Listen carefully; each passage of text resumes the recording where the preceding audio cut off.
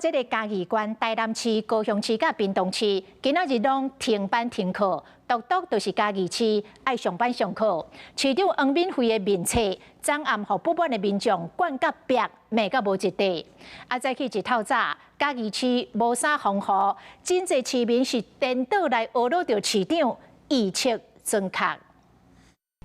较早搁见面啊！嘉义市各中门口学生上课的背影看起来真认真，其实是真认命。因为嘉义市长黄敏惠昨暝8点09分宣布，无达到停班停课标准，嘉义市今日照常上班上课。这是咱无关市为无共调的市长有市民就冲入伊的面前顶骂，骂讲全嘉义市人敢是爱做伙受罪？有人讲明仔载爱做游泳队啊，嘉义县市共同的生活款伫倒位？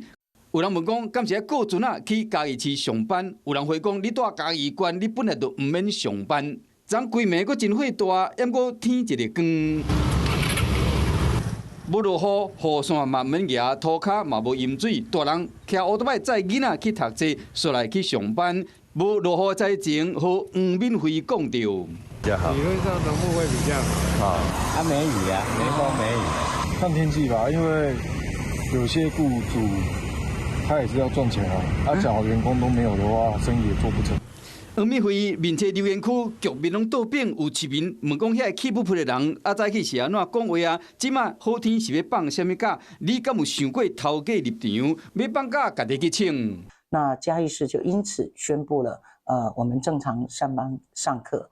那看到今天早上的状况，我们知道，气象署的预报。 精准多了。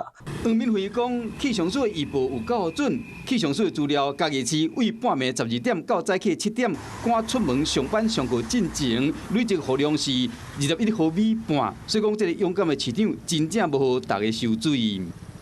Hello， 我是雷亚，想要抢先掌握最及时的新闻资讯吗？赶快订阅、按赞、开启小铃铛，锁定华视新闻 YouTube 频道。